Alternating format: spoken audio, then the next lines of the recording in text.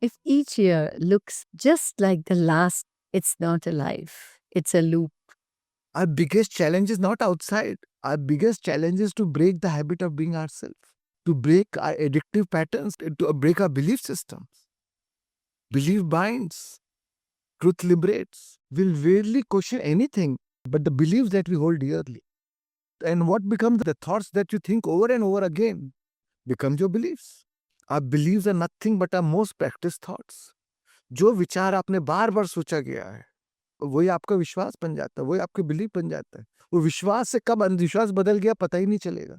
इसलिए कई बार we become blind even to a religion. We rarely question the teachings of a religion. We rarely logically ask them as if questioning it is a crime.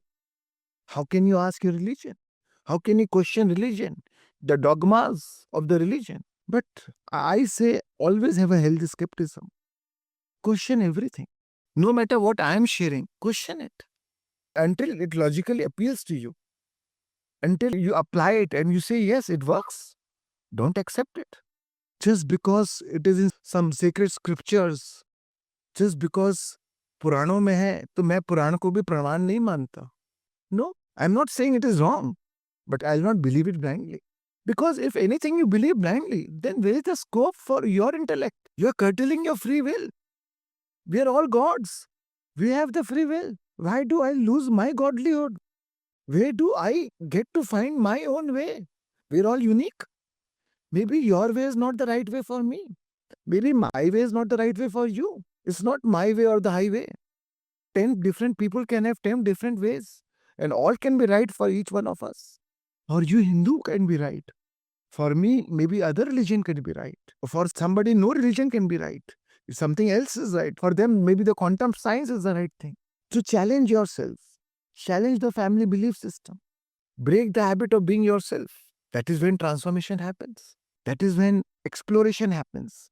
Mahavir ने 12 साल तप किया, अलग अलग सब तरीके अपनाए, बट 12 साल बाद when he found his own way, he discovered his own way.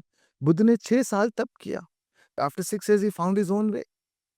Mahavir भी जैन थे, उनके पहले भी 23 तीर्थंकर थे, फिर क्या जरूरत थी अलग अलग मार्ग को ट्राई करने की?